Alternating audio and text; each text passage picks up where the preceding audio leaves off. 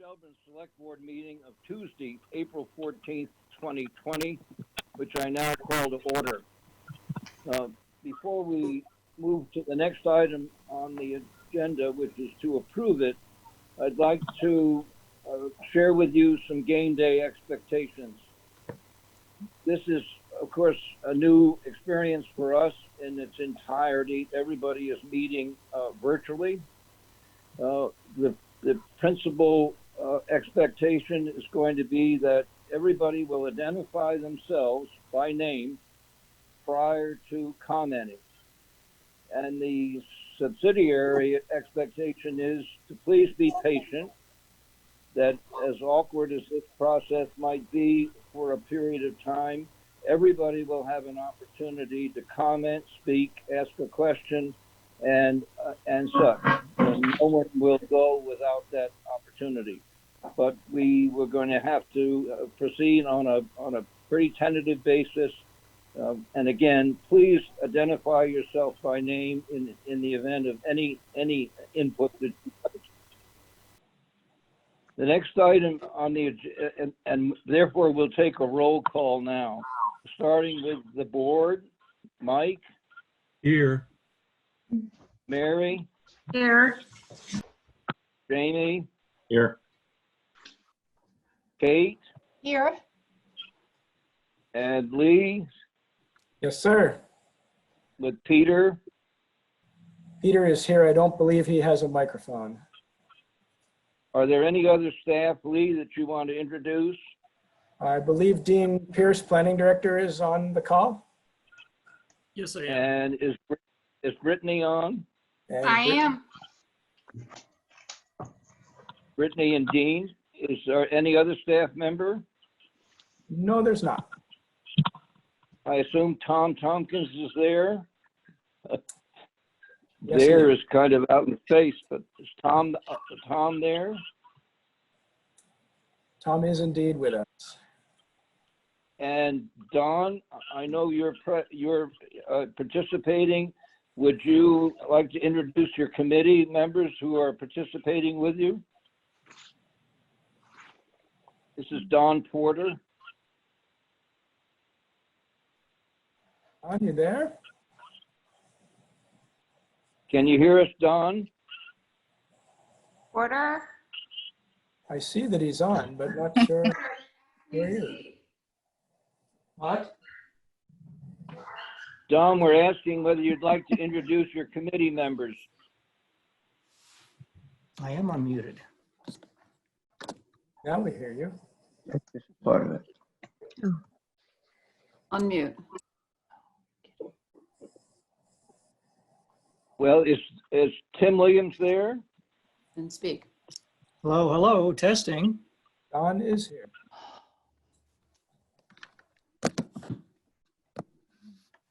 Is Ken Albert there? I am here, yes. Is Kat Collette there? I'm here. Is Roz Graham there? I'm here. Hello. Is Tom Denenberg, are you there, Tom? No, Tom, Jerry, this is Don Porter. Tom will not be with us this evening. He has a personal matter he needs to attend to. Okay, is there anyone else, Don, that we didn't introduce that you'd like to?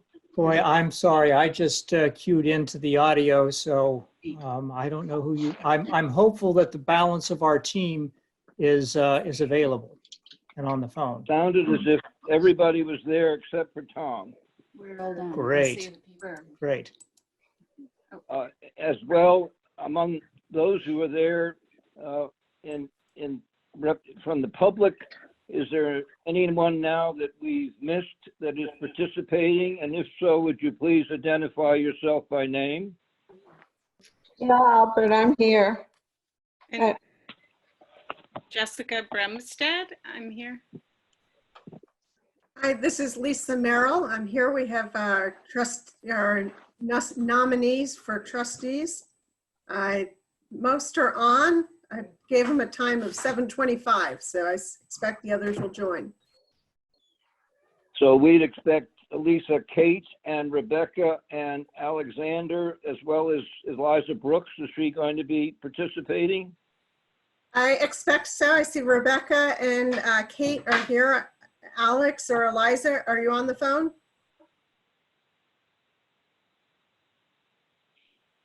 When we get to that point, would you introduce them? Of course. Is there anyone else participating that we've not heard from or who has not yet identified themselves? Kevin Unrath is here from the library as well. Kevin? And Cate Cross is here from the trustees nominations and as a general public member.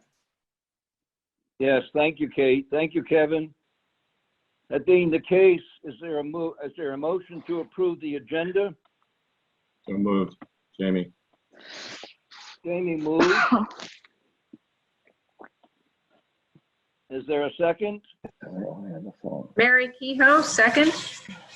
Mary seconds. Any further discussion? Didn't look like it. Hearing none, those approving, please signify by saying aye by name. Aye. Aye. Kate? It didn't touch anything. Kate Mike. is Aye, an Jamie. aye. Jamie Aye. is an aye. Mike is an aye. Mary is an aye. And Jerry is an aye. The next item are to approve the meeting minutes of March 27, 2020. Is there a motion to that effect? So moved. Kate? Second, Jamie. Moved by Jamie, I believe, and seconded by Kate. Is there any discussion? Hearing none, those approving, please signify by saying aye once again by name. Aye, Jamie. Aye. Kate? Aye. Aye, Mary. Aye, Mike. And aye, Jerry. It was approved unanimously. The next agenda item are public comment. If you'd wish to make a public comment, would you at this time identify yourself by name? Jerry's not up. No. Hearing none, the next item are select board comments. I'd like to, with your permission, lead off. I'm Jerry, and it's to make several observations about where we are in this process of pandemic. A community really shows itself when it faces a peril. We're not only showing up, but we're shining, and that's due in many ways to the commitment that all of our friends, neighbors, and fellow community members have made to stay in place, stay safe. And to everyone who has helped each of us stay healthy, we're entirely grateful. It's also an opportunity to thank town staff and volunteers, many of whom are extending themselves to some degree of potential higher risk than would be expected, and without whom the town could not maintain the essential services for which we're responsible. Not the least in saying that is to commend our town manager and his staff who have shown over a period of time now, and we forget how novel and confusing and threatening this situation was as few as 3 weeks ago, to thank them for their dedication and their commitment to the safety of all of us. That being the case, Mike, do you have a comment? I couldn't have said it better, Jerry. I just reiterate what you said. Thanks, Mike. Mary? Same here, Jerry. Thank you. Kate? Ditto. And Jamie? Well said, Mr. Chair. Nothing to add. Thank you, everybody. Are there any discussion from those participating? Questions? Hearing none, the next item is the town manager report. Lee? Thank you. Thank you all for participating in this brave new world of ours. I'll be brief. I too would like to thank all of our town staff and the crew who are helping keep things running. As you know, we're running on very limited staff, alternating work days, trying to do our best to stay healthy, stay safe, and continue in our service to the community. So it's a very unusual time in municipal management for all of us, but I think we're hanging in there. I hope we're keeping the community well informed, and with the help of the Financial Advisory Committee and others, we'll continue to. One great announcement I'd like to make, as you may recall, we signed on to 2 solar array projects, 2 net metering projects last year, one being on the library, which has been online now for months. And as of today, the 500 kW solar array in St. Albans has, so the town will now start, as of today, seeing solar and net energy credits from that project. So that's online. Thank you. Thank you. So much more news I have right here on my TV. That's great, Lee. Is someone responding to you? No, I think someone may have a TV on in the background or something of that nature. It's a tricky part of these. Yes, Bill Deming, you need to mute your mic. I can mute Bill. Thanks. And anybody that can mute their mic, it would be good. Yeah, just by way of information, you may still see the guidelines online, but if you weren't aware, if you keep yourself muted and you're on a computer, if you press the space bar, that will temporarily unmute you as long as you hold it down to speak. And then when you let it go, it will mute you automatically. And that can be a helpful way to participate, but keep the background noise down. Well, congratulations as a response to your report, Lee. This is Jerry, on the achievement of solar as a long haul. That's been a long haul, and you played an instrumental part in that from the RFP on through the contracting and shepherding it since. So we're hopeful that Tom Denenberg, who was participating, is going to have, if he has not already, the same success that we have. So that was good to hear. Would anyone else like to comment on Lee's report?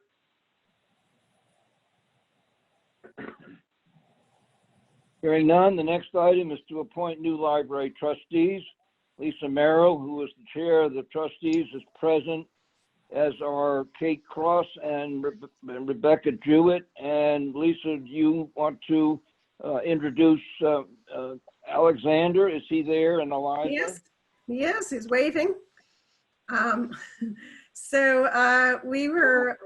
was very exciting. We interviewed 9 applicants, great applicants for the library. And the trustees met and are delighted to recommend Rebecca Jewett, Alex Nalbach, and Cate Cross. I believe I forwarded to Lee their applications. Would you like each of them to introduce themselves?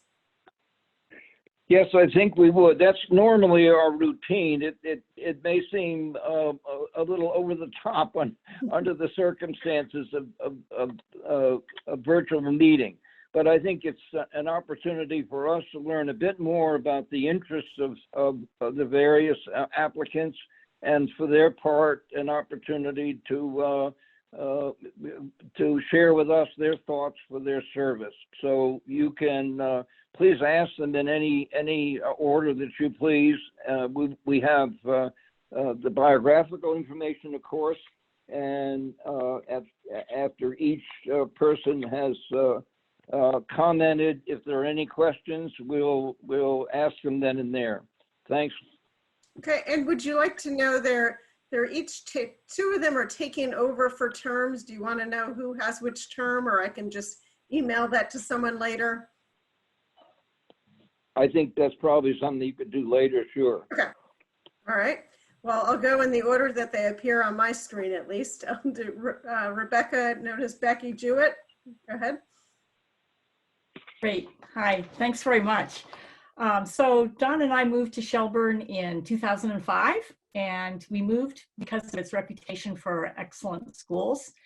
And we've been really very impressed with the school system, especially the elementary school, but also with the high level of citizen engagement here in Shelburne. So I would say Shelburne has exceeded our expectations as a wonderful place to live.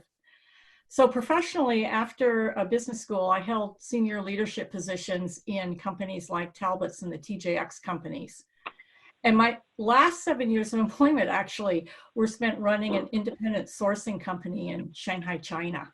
And when we returned in 2018, I retired. So regarding board work, over the course of my career, I've had the honor of serving on a number of boards. And I'm currently on the board of the Vermont Country Store in Manchester. And I love board work because it is really fulfilling. I love supporting management as they take an organization to the next level of excellence. So I will say, I think this is an amazing moment for the library. It has a new facility. And as a member of the Library Enhancement Committee, we surveyed library subscribers, and they gave the library a clear mandate of desired improvements, which are easily implemented and for the most part, financially viable. At least they were financially viable a couple of weeks ago. We'll see about the future.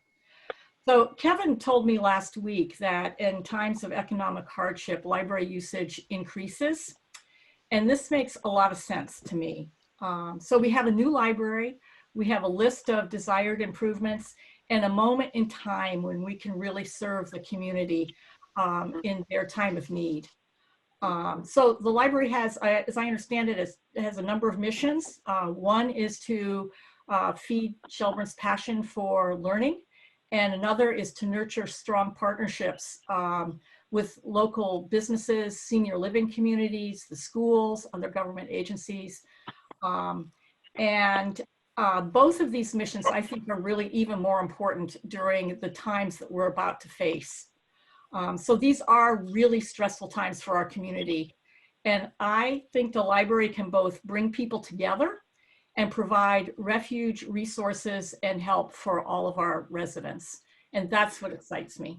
So thank you very much for considering my candidacy. Thank you, Becky. Are there any questions from the board? This is Jerry. I read your material with great interest. There's nothing better to read than ambition for perfection of town services, and I'm sure listening to you, there's not going to be much question about your delivery, so we're just delighted that you've got the ideas you do, and we greatly appreciate your willingness to serve. The next candidate, Lisa, is Cate. Cate Cross. Good evening, everybody. Thank you for considering my application. I come from a corporate marketing background, and part of the experience that I'd like to lend to the trustees is helping them brand and think about their presence in the community by shaping the vision for the future and growth that the library is positioned or was positioned a few weeks ago to jump upon. And a little bit of background for me in terms of my interest in the library in particular. First and foremost, I believe that libraries are central to the success of democracy. Access to information is an undeniable right, and I think now more than ever we're seeing the need for a strong library presence. Secondly, I feel that the library or a library is central to a thriving and vibrant community. Even in these weird times, we've seen the need for library usage grow. The need for simple things like public Wi-Fi access is paramount for some people, especially students trying to learn. So that's a really important piece for me. And lastly, I've been on the Friends of the Pearson Library Board for several years and was asked there to be a liaison between the Friends and the trustees when we were looking to procure money for the new library facility that we are lucky enough to have now. So I really became familiar with what it was, what mission was driving the vision of the library in the future. And one of my greatest honors so far in my professional life has been to, help with the procurement of the funds to match the anonymous donation that was made. So I feel like being a trustee is sort of the next step in showing my commitment to all of the things that I mentioned and our town library and the wonderful resource that it is for students and seniors and everybody in between like myself. So I'd be honored if you would consider my application. Thank you, Kate. Does anyone on the board have a question for Kate? My quick response, Kate, is that if any time has shown us the value of electronic interaction between resident and library, it's now. And we will be learning all kinds of lessons, not the least comprehensive access through the internet to library resources. So it's really a pleasure to see that kind of emphasis is important to you as well. Professor Nalbach, are you there? Yes, I am. Would you like to comment on your interest in serving as a trustee? Sure. Thank you very much for asking. My name is Alex Nalbach. I'm a former academic. I'm retired from university teaching. I was a world history and European history professor. And while I was a professor, I had the opportunity to serve as on an advisory board to the library of one of the institutions where I taught. That was a great experience, and clearly libraries are central to any academic enterprise. But since moving to Shelburne 4 years ago, I've also become increasingly interested in the way in which the library is an important focal point for a community as well as a university. I think it's fantastic the way that we have in Shelburne so many powerful and important cultural institutions like the museum and the farm, and I would put the library in as a sort of a third leg of that stool to support the town, not only for visitor revenue and stimulation of the residents, but also there are a lot of opportunities there, I think, for cross-fertilization. And so it's been a real privilege to become more involved in the last few years, supporting the museum, to a lesser extent supporting the farm personally, and now to be trying to support the library in its mission. Anecdotally, I'm also taking advantage of a couple of the library services, including the board game weekends and the men's book group, which some of the members of the select board are also a part of. And that has been a great way for a relatively new person in the town to get to know like-minded people, interesting people, to have great conversations about ideas and literature. And so I'm very honored to be considered for service to such an important institution. Thank you, Alex. I know, Jamie, you're a book club member. Have you got a comment for Alex? Other than I'm thrilled that you put your hand up. Mike is as well, so we're very happy. Are you watching? Thanks. Anyone else You like like to comment? Oh, it's over there. That's how it is. Alex, it wouldn't surprise me that Dorothea and Ned are going to try to poach you to the floor below. Right. With their group, but we're delighted at your interest and very happy to repeat Jamie's comment that you're willing to serve with the enthusiasm that you're expressing. Is Eliza there? Yeah, hi. This is their first time doing this. Oh, it is? They're learning, yeah. You keep sticking his tongue out. So Eliza, if you could just introduce yourself and tell the group why you're interested in being a part of the library trustees. My name's Eliza. I'm a sophomore at CVU. I love to read, and I volunteer at Shelburne Farms, and I wanted to be involved more in the community. And I thought this would be a good opportunity to learn how this stuff works. Well, we're delighted to have you. Thank you. Is there Oh, what'd she say? any board member that has a question for Eliza? If not, Lee, do the periods of service differ from one applicant to another here?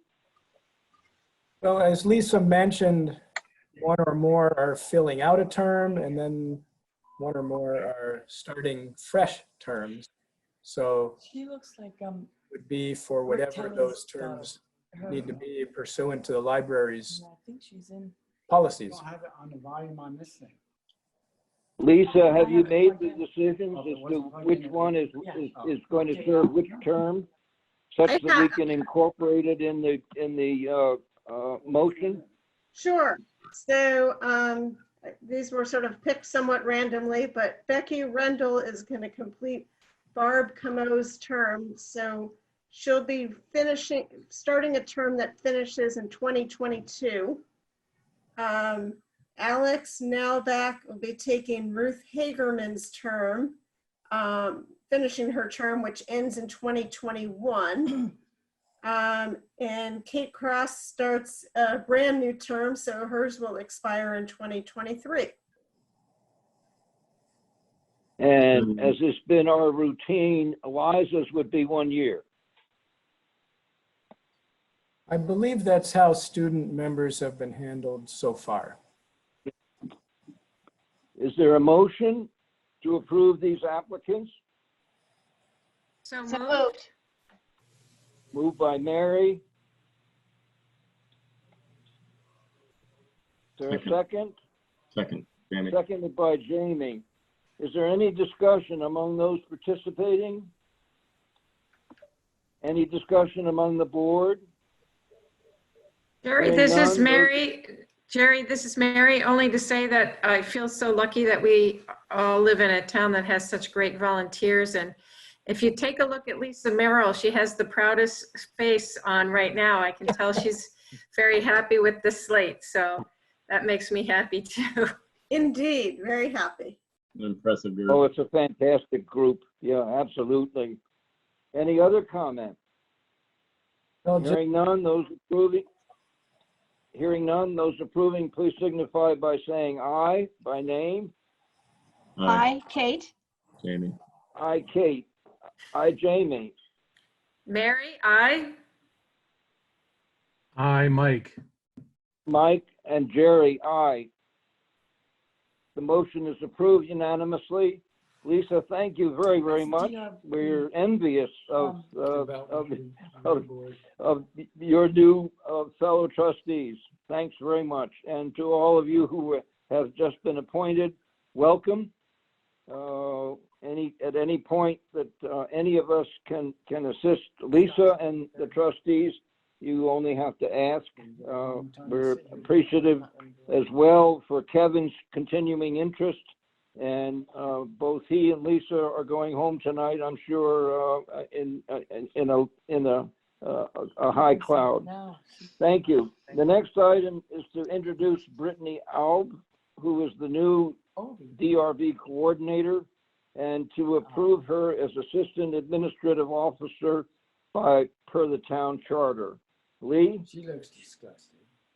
Thank you. Wait a minute, Jerry and Lee, we have to get people, this is Mary speaking. There are some people who don't have their mics muted. It looks like a Bonnie Schumacher does not have her mic muted. We can hear the background. Some of it is not pleasant. And I'd appreciate it if they would turn their mic off.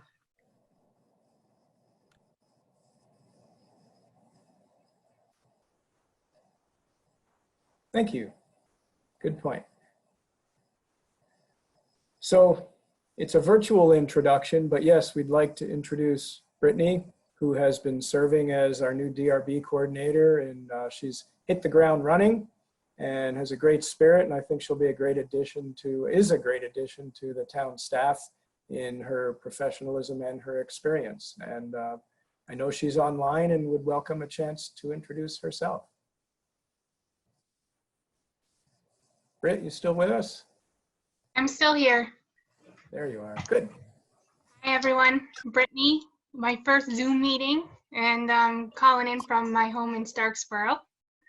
And I've been on the job about almost 2 months, so it's been a whirlwind. I got a few weeks in the office and then working from home, learning from home. So I'm happy to be here, and it's nice to meet all of you. Welcome aboard. Nice to meet you too.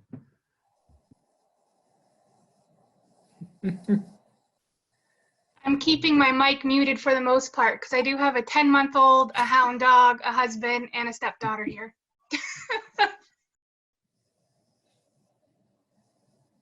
So part of this, as noted on the agenda, would be, according to the charter, the select board needs to approve my appointment of Britney as the Assistant Administrative Officer. So hoping that can be part of this element of the agenda as well. I'll move to appoint Britney Aube as Assistant Administrative Officer for the town charter. That's Jamie speaking. I will second that. This is Mike.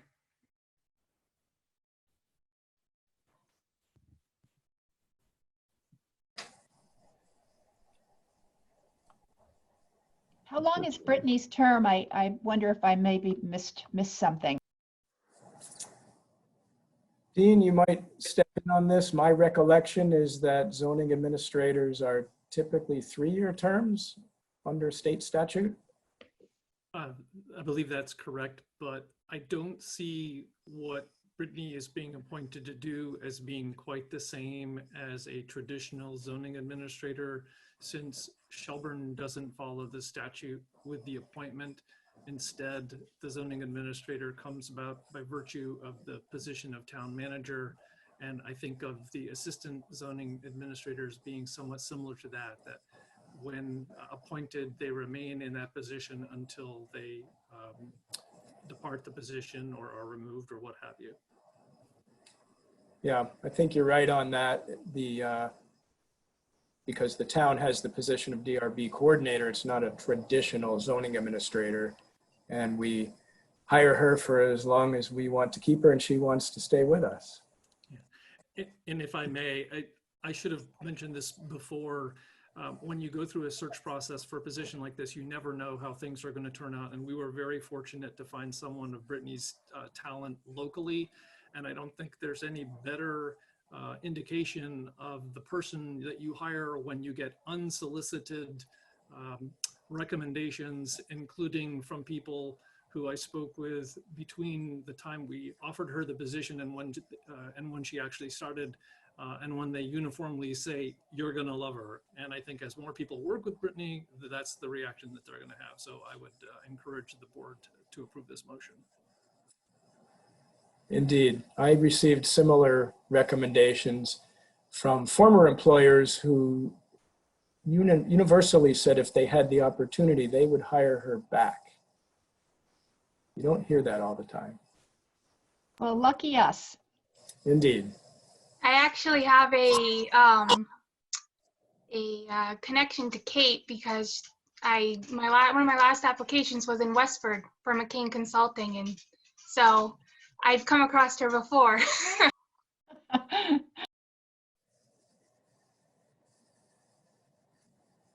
So I think we do have a motion on the floor to appoint Britney as the Assistant Administrative Officer.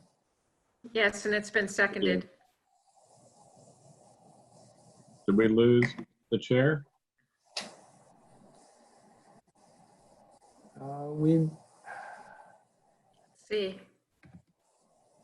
I'm not sure. Jerry, you there? Would you like me to step in and call the vote? He's muted. Jerry is muted. He muted himself. Or I may have. Trying to find out who made the. There you are. There we go. I'm back trying to understand who made the comments. I'm assuming it's Dean. And I listened to the exchange between you and Dean, which was very informative. I thank Mary for the question, which was, and the information was very interesting. I don't know that I missed anything else. Well, sorry we missed your comments, but you are back live with us. Okay, whatever Yeah. that is, it sounds okay. At this point, the motion is on the floor, as I heard Lee say. Is there any further discussion? Hearing none, those approving, please signify by saying aye by name. Aye, Jamie. Hi, Kate. Mary, aye. Aye, Mike. Jerry, aye. The motion is approved unanimously. Thank you very much. Thank you, Britney. When we have an opportunity to see you in person, we'll look forward to it. Sounds like a plan. The next item is the Pro-Tem Financial Advisory Committee informational update. This is the interim report that we requested the committee make, and the preview of which has been supplied us Friday. Don, I know, is present, and with Lee's agreement, I think we can turn to Don and turn the program for the moment over to him. He would, if he wishes, could introduce those members who are present. Yes, thank you, Jerry. Let me first, before we do introductions, just explain kind of why we're here and why we're here now. We've provided the select board with this interim report on steps that we believe should be considered to enhance the town's financial position, essentially for the balance of this year, and to position itself well for addressing what will be significant ongoing financial and economic challenges faced by all of us here in the town. This report has been prepared, I guess, some 8 days into our committee's formation and first meeting, out of a sense of urgency to identify those actions which, if we take them here in the short term, could be very helpful to us in pursuing other potential financial relief measures in the near future. I want to emphasize this isn't our final report, with comprehensive input from town businesses and residents and empirical evidence about the timeliness and effectiveness of the CARES Act program and financial recommendations, legal considerations, and everything else that would go into a final report. That report will come in due course when all the relevant information, input, and analysis is in hand. So that's why we're here this evening with action items for your consideration on an interim basis. With that, let me move to introduce my fellow committee members. Lee, could you switch to the next slide, please? Hopefully everybody can see this PDF up on the screen. Our team consists of Ken Albert, who's owner of Shelburne Vineyards, Catherine Collette, who's the owner of Colette's Fine Furniture, Tom Denenberg, who unfortunately can't be with us this evening, director at Shelburne Museum, Rosalind Graham, former editor at Shelburne News, and also, I think, marketing director at Shelburne Farms, Tim Williams, who owns Archie's and other business interests in town, and I'm a financial advisor and consultant for almost 50 years now. In addition to that, I also would like to acknowledge really the superhuman effort that Lee and Peter Frankenberg and their staffs have contributed to our activities. They provided guidance and an occasional helpful nudge in the right direction to keep us focused. So I appreciate the input of this whole team in putting the work product together as it now stands. And I believe everybody, except the exception of Tom, is on the call. And thank you for participating. Essentially, we're your community neighbors, each busy filling out loan at PPP and idle loan applications, trying to make ends meet and worrying about family health and safety issues. This work effort is on top of all of that. So we need to keep that in mind as we move forward. And thanks again to the team for tireless work on getting us to this point. I'd like to take a second, essentially for the benefit of the town residents joining us on the call, to summarize the directives that the Select Board has given to us. You can read them on the screen there, identifying the nature and extent of economic dislocation in the town, taking a look at all the relief options available to us. And I think it would be fair at this point to say that everything is on the table. We have on the process of soliciting community input that will inform all of our ideas and recommendations to the Select Board. We will be recommending action both today, immediately, and within approximately a 90-day period when all the information that we need to make responsible decisions or recommendations is available to us. And we will continue to report our activities to the public on a regular basis. What I would like to move on now to the next slide and just give you an overview of essentially how we've organized ourselves to take on all of these tasks.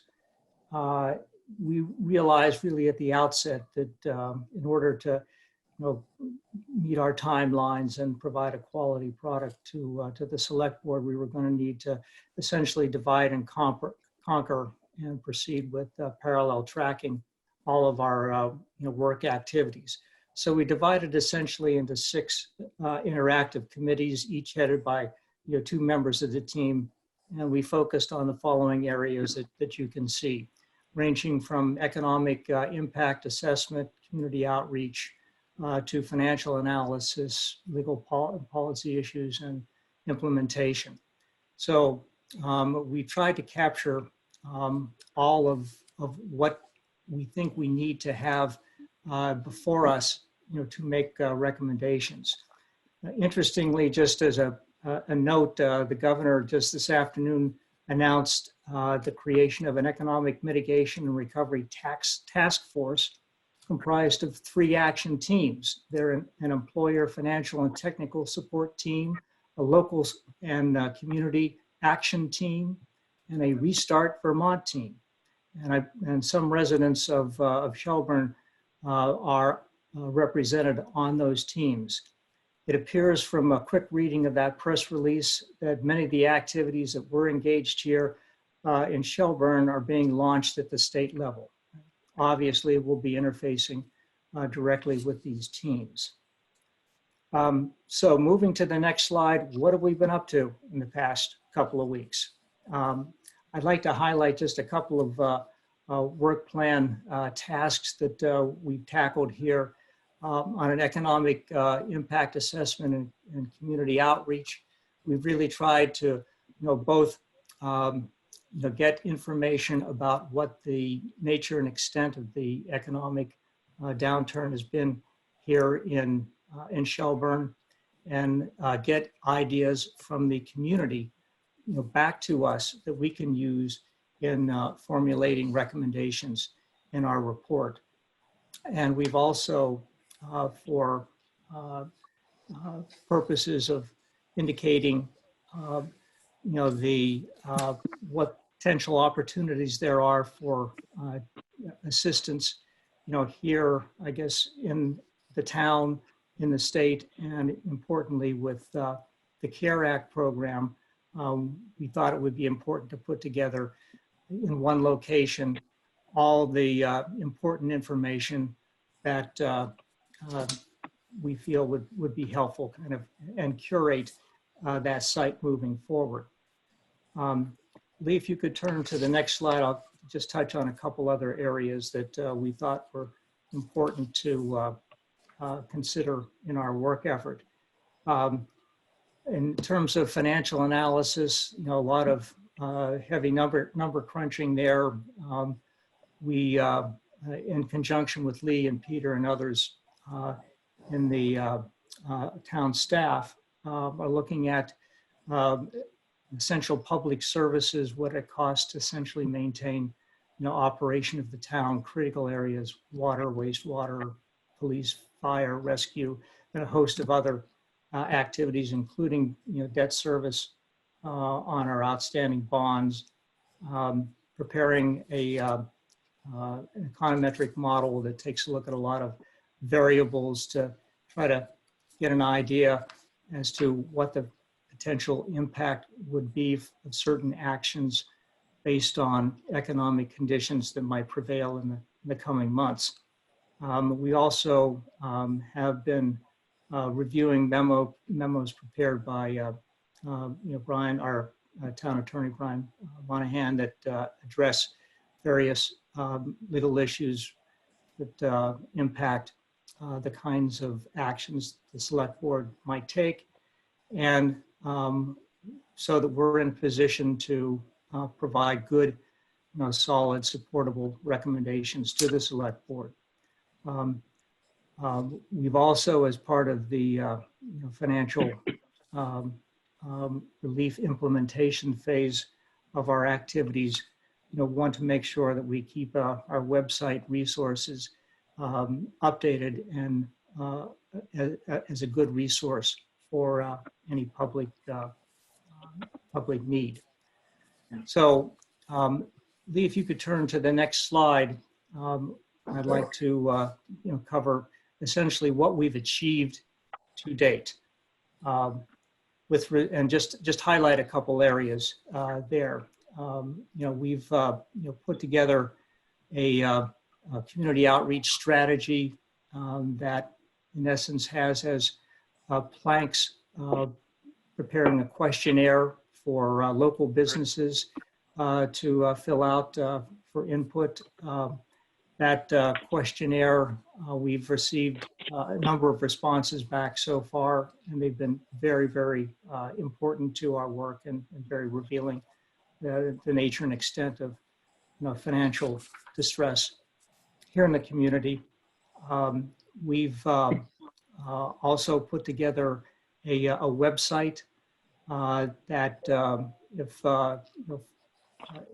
any resident on the phone that has a business in town that hasn't provided information to us, if you would like to, if you could go to the town website, that's shelburnevermont.org, click on the COVID-19 banner, and you will come to a page that has a listing of a number of resources and a link to our questionnaire.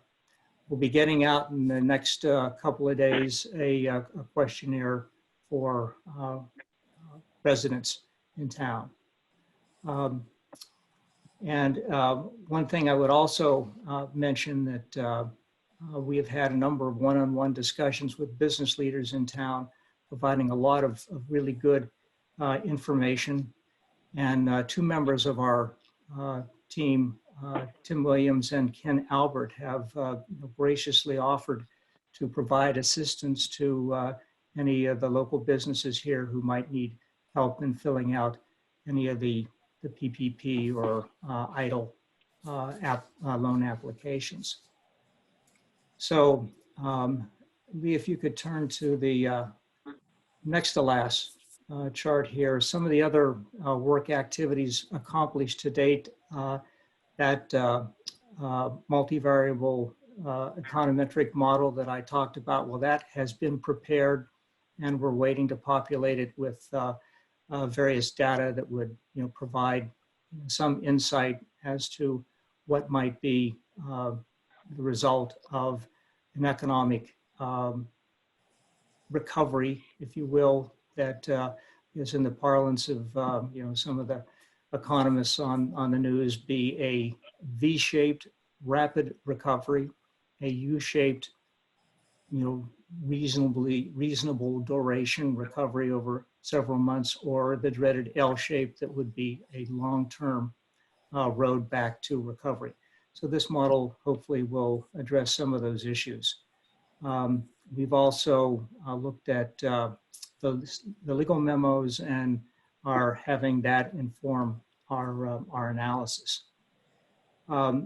With that, let's just jump right to the next and probably most important final page of our presentation, which indicates what the steps are that we would recommend at this point in time to the Select Board Committee seriously consider to help us prepare for all of the activities that will be coming down the road.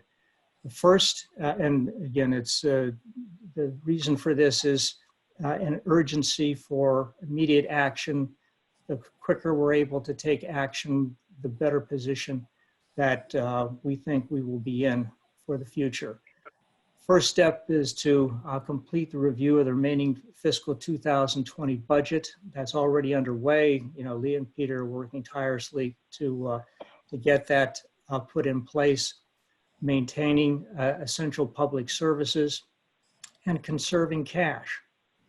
Pretty simple to say, very difficult to do. That would mean eliminating non-essential expense, deferring capital projects that are not critical, other types of activity in that area. Cash is king today under these uncertain and challenging times. Next set of steps would be to review the 2021 budget to prioritize expenditures in anticipation of reductions in revenue collections, and those reductions could be severe.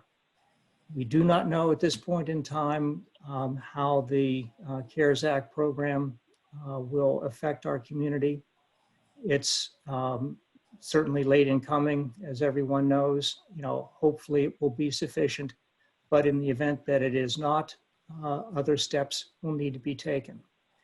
We need to prepare to issue short-term TANs, tax anticipation notes, RANs, revenue anticipation notes, in the event that we have a sustained period of diminished economic activity and a slow recovery. We would need to coordinate with the State Bond Bank for that particular activity, but we think that whatever steps we would need to take to prepare for that, we should begin to get those underway. And finally, the Select Board should, in our view, plan for town action. I've noted, some of the types of action there, tax reductions, deferrals, things like that, many of which ultimately may be outside our ability to control.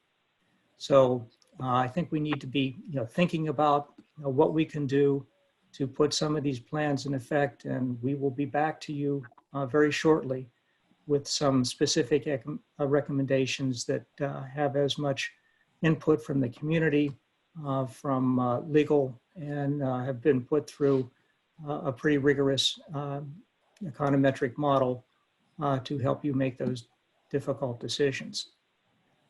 So with that, if I have left anything out that's important for other members of our committee, please chime in. Jerry, we would certainly be open to question, comment from the board or others at this point. Thank you, Don. Jamie, do you want to respond? Sure, happy to. First of all, thank you, huge thank you to the entire committee. Just for context, I think it was clear, before the governor even issued the initial directive that we needed a SWAT team here to help us out as a town. And, I think you've seen the initial work product here. We just have a luxury of riches, and Don and the team have just been tremendous stepping into the void. And as you mentioned, Don, this is a side job for everybody. So I attended a couple of the committee meetings to date, and it's clear that the team is working really hard here. And this initial deliverables, it's the right direction, in my opinion. I think you have the right people in the committee. The coordination with Lee and Peter has been tremendous from what I can tell. And this action plan looks right in step with how I was thinking. I think, more to come as far as additional bullets, but that's my initial reaction. Thank you, Jamie. Mike? Thanks for jumping into this pretty quickly and with a lot of competence. I just was curious off the top, what is a TAN and a RAN? I also was curious, does the CARES Act make provisions for transferring through the state directly to municipalities' funds? And do we have some sense of how that's going to operate at the local level? Well, let me answer the two-part question. TANs is a tax anticipation note, short-term borrowing, traditionally done in the governmental sector, the public finance, municipal security world. It has a maturity of less than a year, and it's paid back with taxes that are collected in the future. Okay. It's a working capital cash management tool. Revenue anticipation notes, same concept. It just deals with revenues as opposed to taxes. Something else up there, GANs, grant anticipation notes, and a whole host of other short-term vehicles. The Vermont League of Cities and Towns sent out a questionnaire about what our short-term borrowing needs might be. Lee and Peter have been working on that, and I believe have responded to that. Lee, do you have anything else that you might want to add to this particular discussion? Just in regard to the other half of the question, Mike, at this time, the federal programs do not include funding for municipalities. They are aimed at small businesses. Yes, and hopefully on that front, there would be a more direct, funding vehicle that would help out the local communities, from the states to the local communities. And I think, reading this press release, that there is a conduit that is being at least discussed, seems to be implied in the focus of one or two of these teams. So if it's not federal dollars, channeled to the state and then on down to municipalities, maybe it is state monies that could be made available to local governments. Just remains to be seen. So, and just one follow-up, do you have a sense of what our cash position is? At this point, I know Peter's done a lot of work analyzing this, and it appears that we are in pretty reasonable shape at this point, given where we are in the fiscal year. We're not anticipating any dramatic issues or concerns. A number of larger line items have been running under budget, fortunately. One you'll be very pleased about is police overtime, because the chief and lieutenant have been working very hard for months now to manage that for everyone's benefit. So looks like we're in pretty good shape. We'll have more details on these and recommendations for this year's budget for the April 28 meeting. Great, thank you very much. Mary, do you have a comment? Yes, I do. Thank you. With respect to looking at our budgets, would that require additional hearings on our part? Or do we have the authority to reshape the budget in this situation without community input and without hearing from various department heads? I would think it would be nearly impossible to do it fairly and well without going through that process. So this is Lee, if I may. I've been looking very closely at this year's budget, where we stand and where we have spent or not. I've already asked department heads to give me their recommendations, that if certain cuts or deferrals had to be made, what their recommendations would be. And as Don had mentioned earlier, We've already been conferring with the town attorney and looking closely at the charter as to what the processes are if we need to make budget adjustments.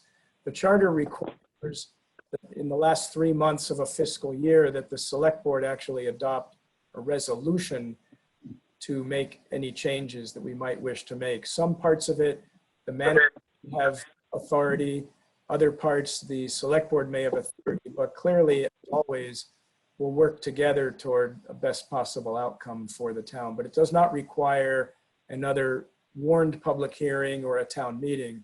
The select board clearly has the bulk of the authority to make changes it deems necessary. Thank you, Mary. Kate? I just wanted to just applaud you, Don, and your team on this work. This is more than I expected in such a brief period of time, and it's comprehensive. And as the new person on the board, I very much appreciated. I feel very well, as oriented as I can be in this, chaos. And I look forward to the recommendations as they start to emerge, and what you all decide to sort of settle on as an approach at the end of April. I'm wondering if there is anything in the meantime that you are looking to us for in terms of direction.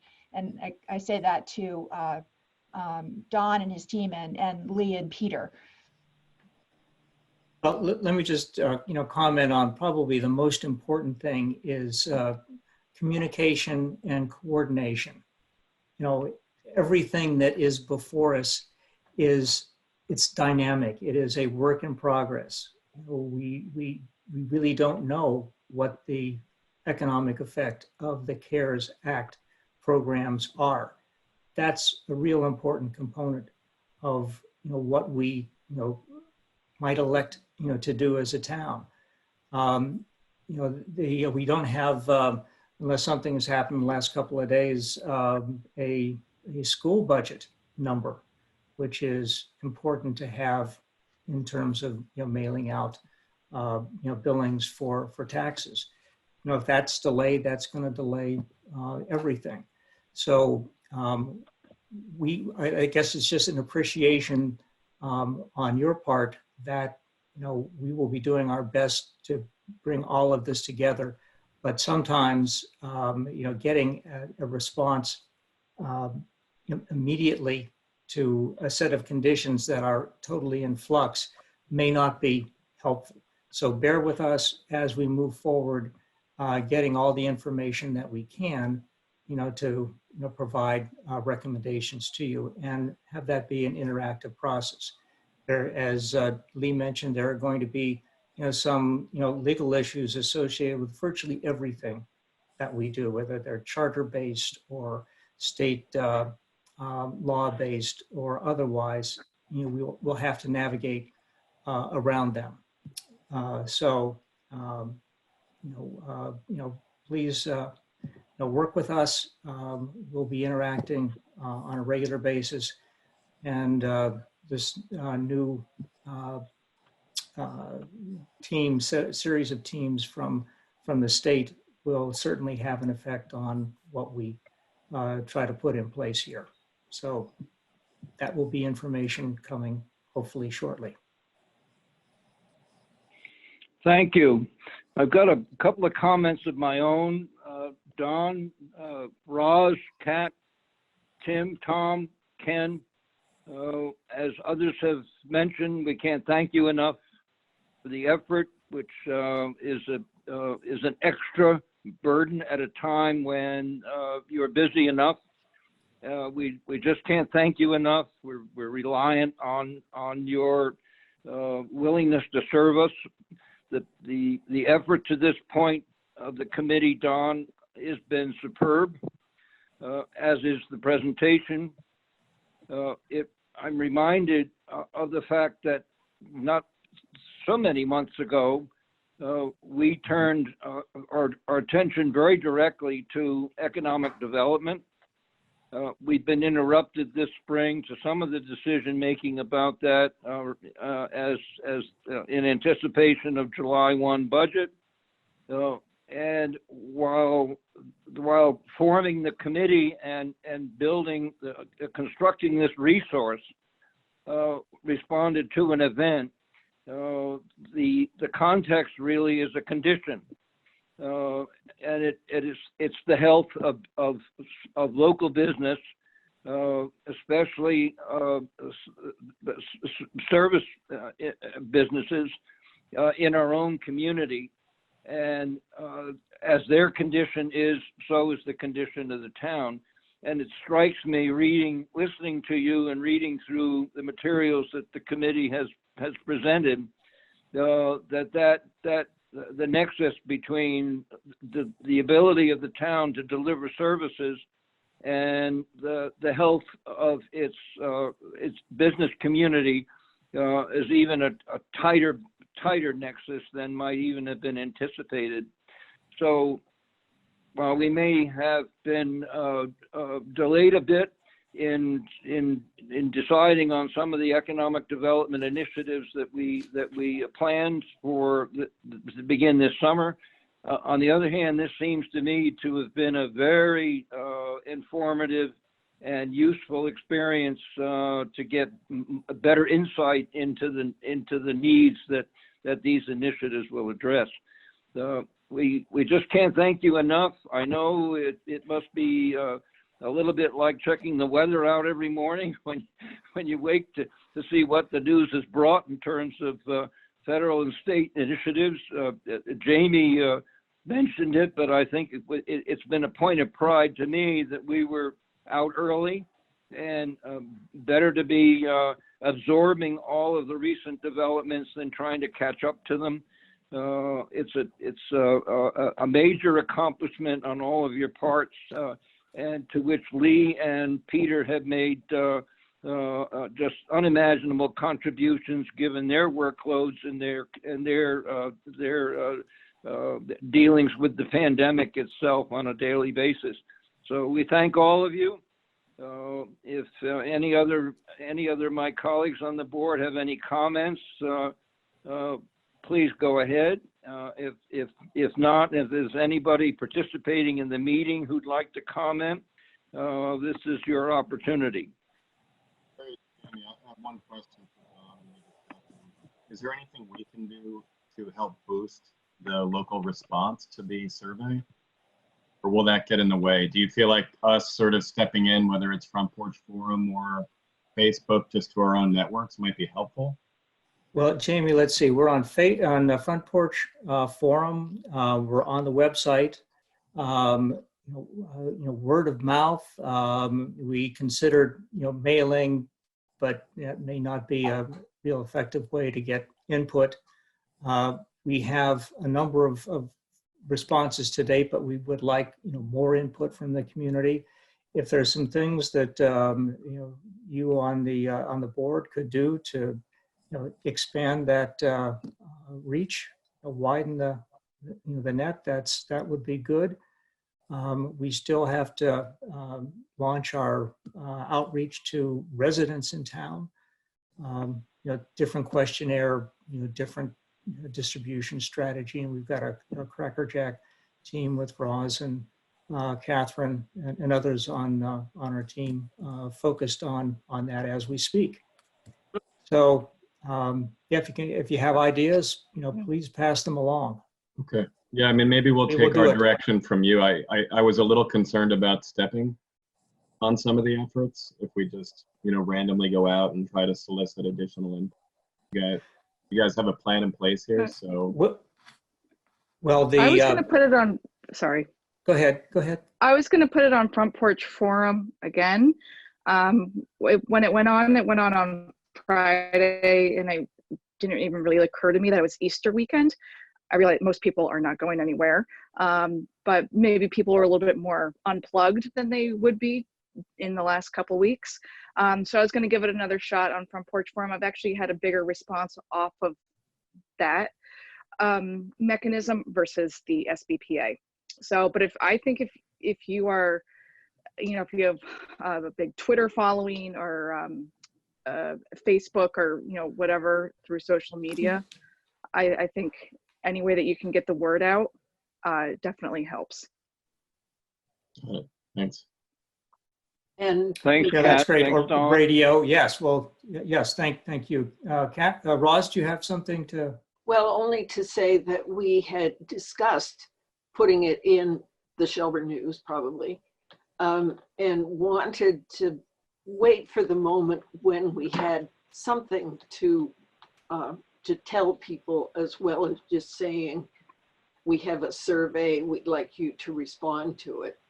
I think at this point, because we can say we've had a good response from the people that we were able to contact, know that we would like to hear from everybody. And then really the same thing goes to with the personal conversations we've been having with business leaders looking for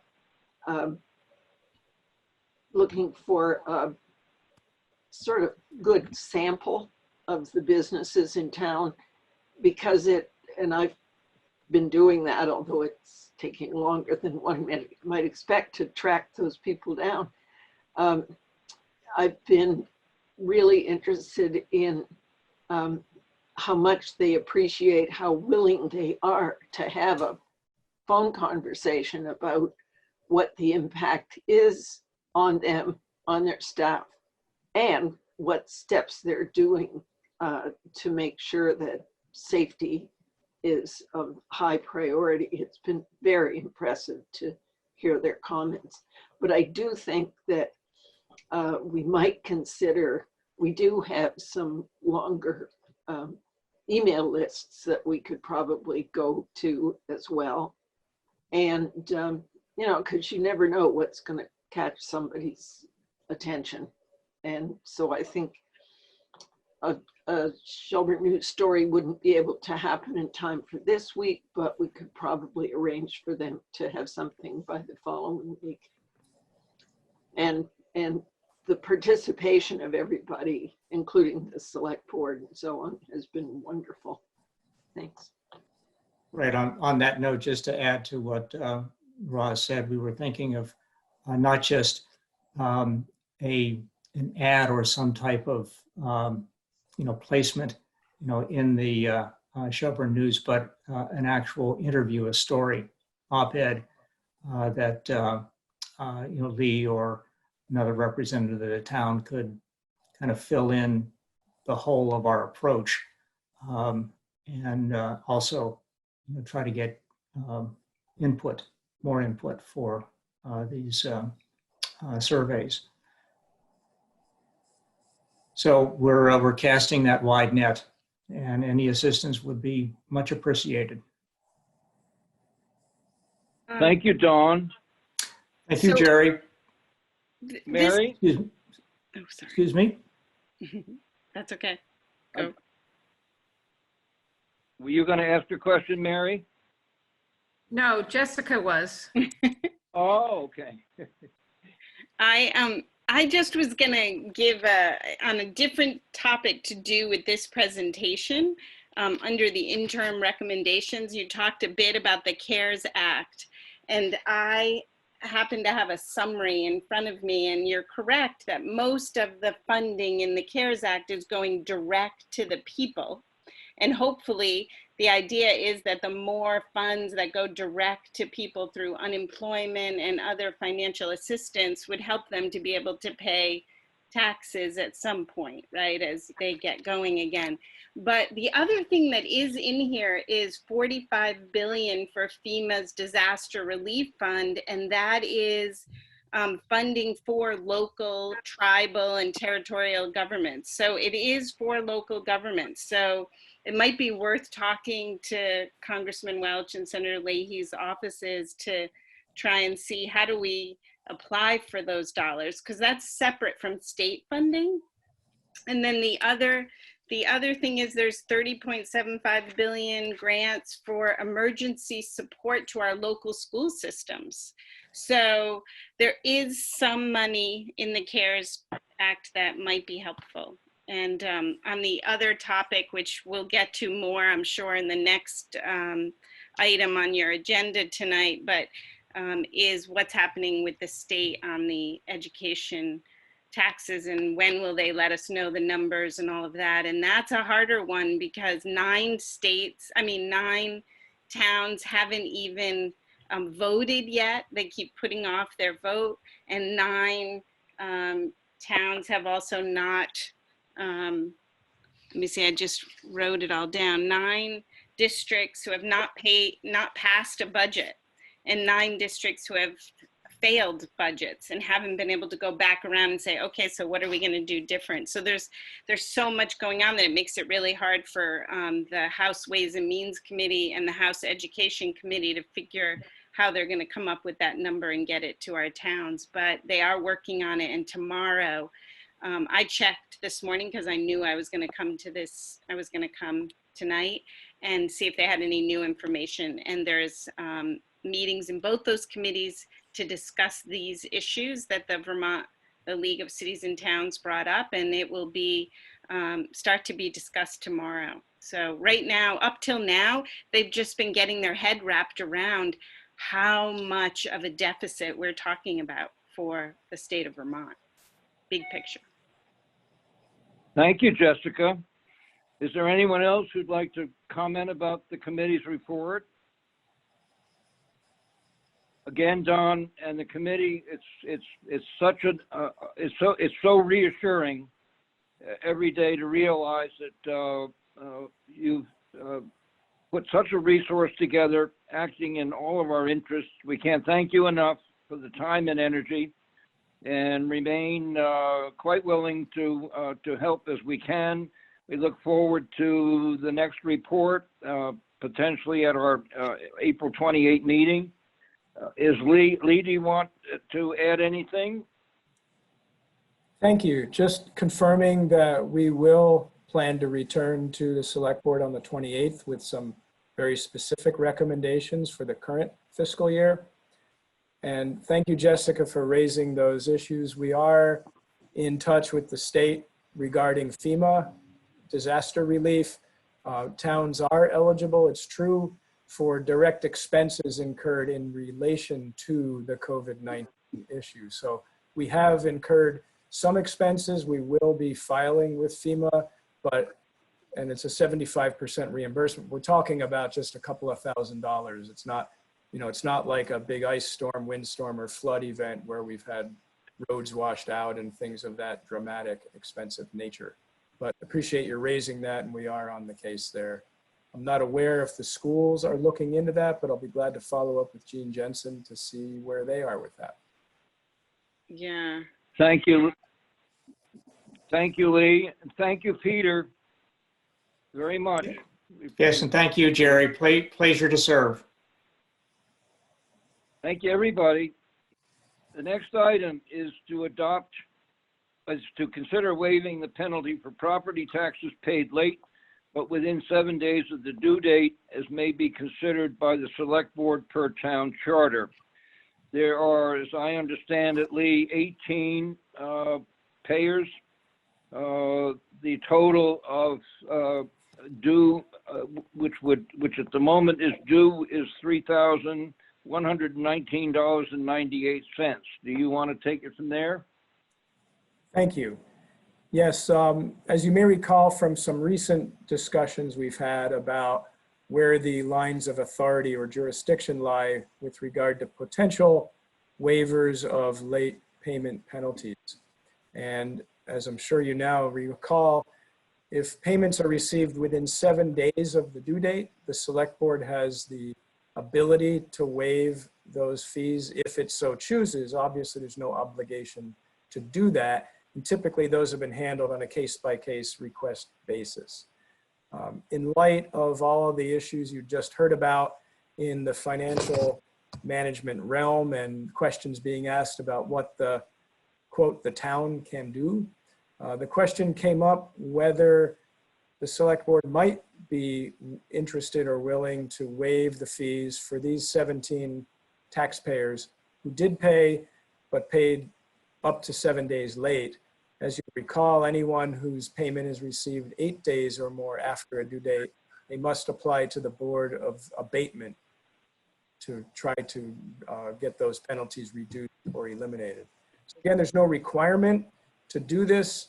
The question was raised. We thought we'd bring it to you at this meeting before we send out the letters and the next round of bills for these delinquencies, just to see what your thoughts might be. Would this be a helpful, appropriate measure to take? Would it be unwarranted and inappropriate? Again, Kate, do you have a response? No. Mike? Lee, what's the date? I didn't see anything in the packet. I was just curious when they were late. So the last due date for this third installment in this fiscal year was March 15. And these 17 owners, Peter had sent out something today with the actual list. And these were all received with 1, 2, 3, up to 7 days after that date. Okay, thank you. The total amount would be just a little over $3,000, $3,119.98. Is that the total amount of fees and late penalties being waived, or the total amount in taxes, or the altogether? That's the total amount of the penalties that are owed by these taxpayers unless waived by the board. Okay, thank you. None of these taxpayers have made the request. We haven't sent the letters out yet notifying them that they were late, awaiting this conversation this evening. I see. Mary? I don't have a particular problem waiving it. I assume that this is out of the ordinary. In other words, I think you mentioned it, Lee, or maybe it was in your annotated agenda, I can't recall, but that this is slightly out of the ordinary with late payments. Is that right? Well, it's quite out of the ordinary in that, again, the letters hadn't gone out yet, so no taxpayers have actually made the request to waive the penalty. No, I understand that, but what's the question I'm asking is it out of the ordinary to have 17 late payments? No, there are more late payments or non-payments. These are the only ones received within that 7-day window. But there are a much larger number of those who were later than that or have not paid at all. Some fairly typical and common every season, others not so much. Perhaps it would be wise to wait until we know what the Pro-Tem committee decides to recommend in this regard, and perhaps it would be wise to see what the whole story is with respect to how this pandemic is affecting taxpayers. In other words, if we start now with a waiver, which I don't have a particular problem with, are we setting a precedent for a lot of other things to come that we don't really know about yet? And perhaps we want to have a more cohesive reaction to this problem that is partly generated by all of the hard work that the Pro-Tem committee is doing. These are just my, thoughts about it. I haven't, is probably clear, come down with a complete feeling on what we should do at this particular juncture. Thank you, Mary. My view is somewhat similar to Mary's and follows. First, I think we should treat the 18 as a class. Ordinarily, we would treat each request individually and may apply one or more of the criteria that we've adopted as policy. But I think we should treat them as a class and as a policy matter, attribute our action to the exigencies of this unique situation, this unique current situation. I do think that formal notices should go to these payers as a matter of record with should the board decide tonight or at a near future meeting to waive them with language to the effect that these were waived without application. But I think Mary introduces a point that we need to be comfortable with, and that is the precedence, which could, if we don't do it, could be extended by others to other payments due, and that the lateness of which or the non-payment of which were attributable to the same condition we're applying to the class as a rationalization. I'd be interested, Jamie, in how you see it.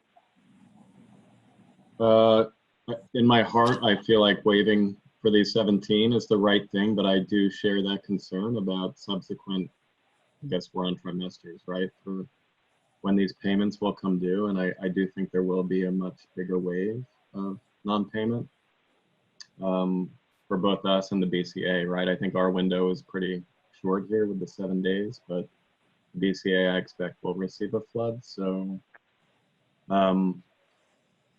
maybe what we do is send the letters out, sort of reserve our decision at this point, and add this as one item for the Financial Advisory Committee to at least look at, whether it's as part of that economo-centric model or just to provide guidance based on what we know today, working with Lee and Peter.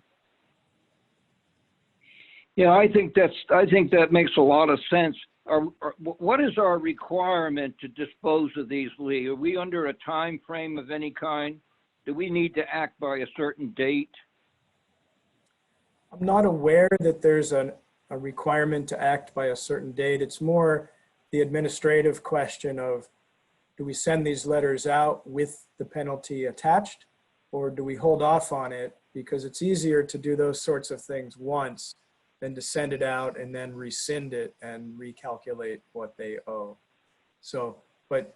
Yeah, I can understand that, but could we not send a letter to an individual payer saying, this is what you owe, but note that the select board has taken up this matter and will reach a decision in the near future about whether anything is owed, something to that effect. I don't, Yep. Can we do, so for record, the record is satisfied, and then we in effect buy ourselves the necessary time, bearing again in mind Mary's really astute observation that there could be other cases, other instances, and the committee itself may develop a policy applicable to all such things. And August 15th could come soon enough where we're right back in it. So wouldn't that kind of deal with the matter now and give us the necessary time to come to some conclusion about waiver? Yes, that can certainly be done. It would be a different sort of letter than we usually send, but it's 17. It's yeah. Because we will face the question again. You know, there'll be water and sewer payments due a little later this season, and the same question could certainly arise, although it doesn't have that same 7-day window. But the concept. So you know, I just wanted to say that this situation is not affecting people consistently. There are some people who are, you know, quite able to pay their bills, and other people who are really struggling. And I think that we need to be sensitive to the people who are, through no fault of their own in many instances, really in a hard place. So I would like to agree with what everybody else has been saying about waiting for the advisory committee to take a closer look at this and take some of those conditions into consideration before we make any kind of across the board decisions, because, you know, somebody's got to pay the bills. You know, we've got things coming due. And some of us are in a more fortunate situation where we are still able to do that.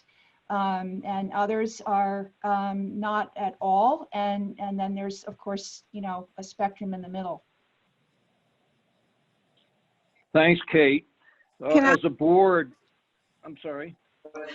This is Gail Albert, just a member of the audience. And one of the things that had occurred to me when I received the SBPA questionnaire was whether or not the town could do something like explaining that situation and understanding it with the encouragement that anyone who's capable of paying the full tax on time do that, and to have perhaps a 3-month period where people could pay in installments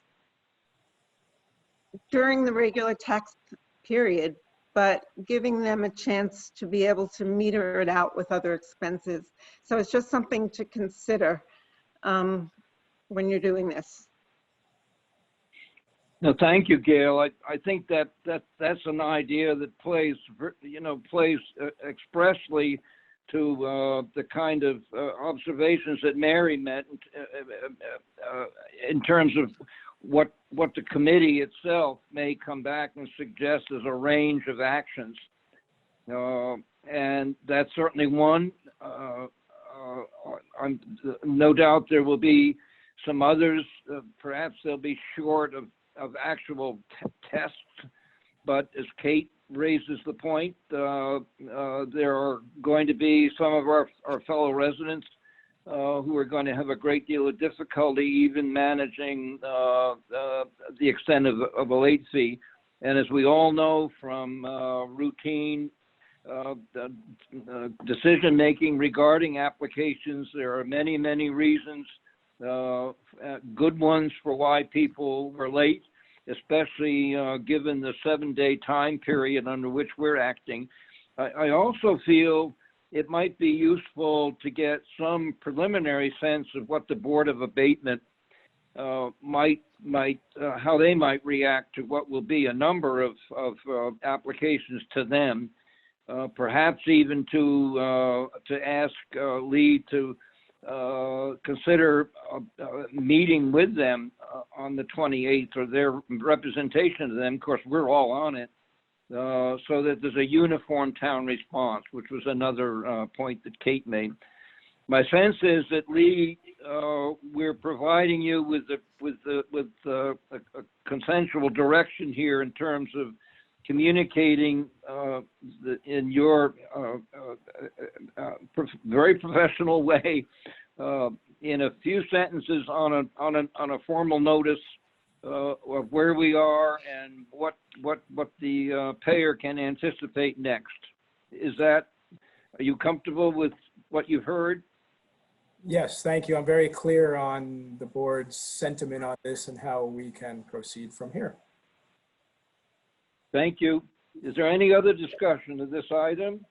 I just had a comment that, Lee, I wonder if there's a way we can get the message out prior to the wave that we're anticipating the Board of Abatement might have to deal with, that if people are anticipating difficulties, it would be better for them to proactively communicate with the town and make arrangements rather than find themselves in a situation of not being able to pay their tax bill and having to go through this process. Maybe there's a way we can sort of preempt some of the difficulties.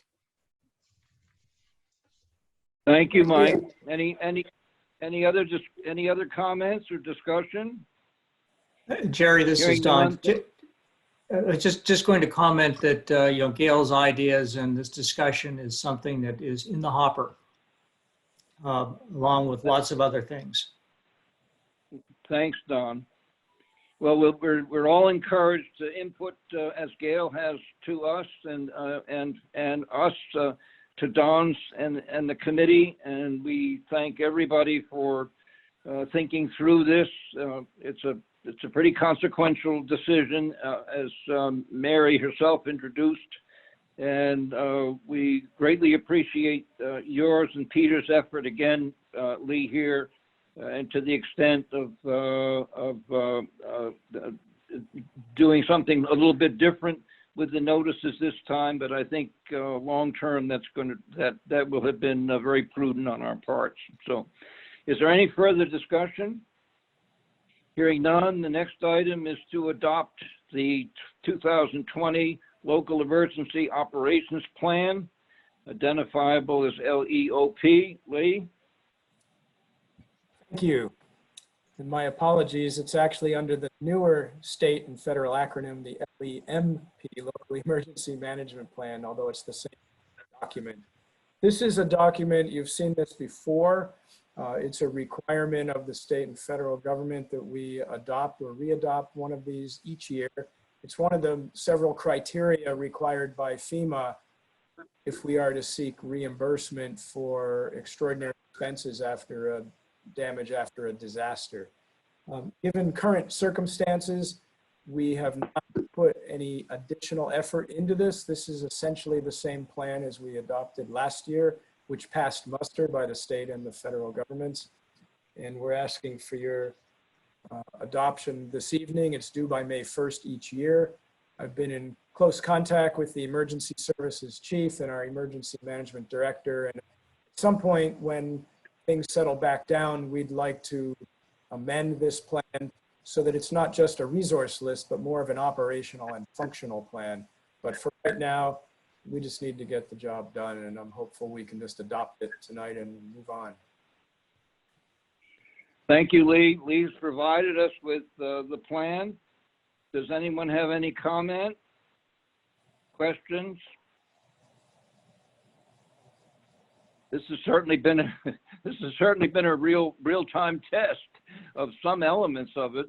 If we again can recall, in the earlier days of this pandemic, but is there any discussion? Hearing none, is there a motion to approve? Jamie, I'll move to adopt the 2020 Local Emergency Management Plan as presented.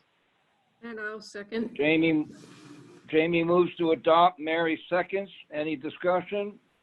Any discussion on those participating in the meeting? Hearing none, those approving, please signify by saying aye by name. Aye, Jamie. Aye, Cate. Aye, Mary. Aye, Mike. Me, Jerry. Thank you. It's adopted unanimously. Appreciate it, Lee. Thank you. For the next item, which is a liquor license renewal, we need to convene ourselves as a Liquor Control Commission. Is there a motion to that effect? So moved, Jamie. Second. Jamie moves and Mary seconds. Any further discussion? Hearing none, those approving, please signify by saying aye by name. Aye, Jamie. Aye, Mike. Aye, Cate. Aye, Mary. Aye, Jerry. The specific license up for renewal is Chef Lou's, or the two of them, and the Villa Bistro. Do you want to summarize those, Lee? Yes, thank you. So before us this evening, Chef Lou's Restaurant is seeking a first-class license to serve beer and wine, third class to serve spirits and outside consumption. And La Villa Bistro, same thing, first class to serve beer and wine, third class to serve spirits and outside consumption. And the police chief has indicated no concerns or problems with either establishment. Is there any discussion? Hearing none, is there a motion to approve renewals of these licenses? So moved. Cate. Whoops. Second. Cate moves. Mary seconds. Any further discussion? Hearing none, those approving, please signify by saying aye by name. Aye, Jamie. Aye, Mike. Aye, Mary. Aye, Cate. Aye, Jerry. Thank you. It's approved unanimously. Is there a motion to return to the general session? So moved. Second, Mike. Jamie. Mike moves. Second. Jamie seconds, I think. Any Yes. further discussion? If not, those approving, please signify by saying aye, my name. Aye, Jamie. Aye, Kate. Hi, Mary. Hi, Mike. Aye, Jerry. Thank you. The next item is a wastewater allocation application from Vermont Rail. Do you want to summarize that, Lee? Thank you. Vermont Rail is in the process of building structures as wash bays for their equipment, and they are proposing to tie into both municipal water, which has been approved, and wastewater.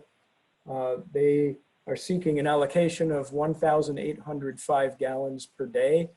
The technical aspects of it have been reviewed and approved by Chris Robinson, our water quality superintendent. So as with other wastewater allocations, it requires the approval of the select board. Any discussion? Hearing none, is there a motion to approve? So moved, Mary? Mary moves. Second, Kate. Kate seconds. Any further discussion? Hearing none, those approving, please signify by saying aye by name. Aye, Jamie. Aye, Hi, Kate. Mike. And I, Mary. Aye, Jerry, and I thought I heard you say aye, Mike. Yes. Great. Thank you once again. Before we adjourn, I want to thank everybody, not only for the participation, but for our courage and our enthusiasm in experiencing this very novel mode of meeting. For one, I greatly miss seeing all of you.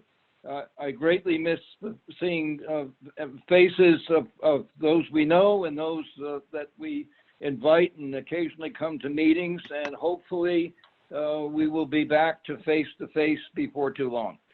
Thank you for participating. Is there a motion to adjourn? So moved, Jamie. Jamie moves. Second, Mary? I'll second. Mary seconds. Thank you, Thank you very much, especially Mary. Thank you. Thank you, Lee. Thank you, you all. everybody. Take care. Bye-bye. Bye. Good day. Bye. Bye-bye. Stay safe.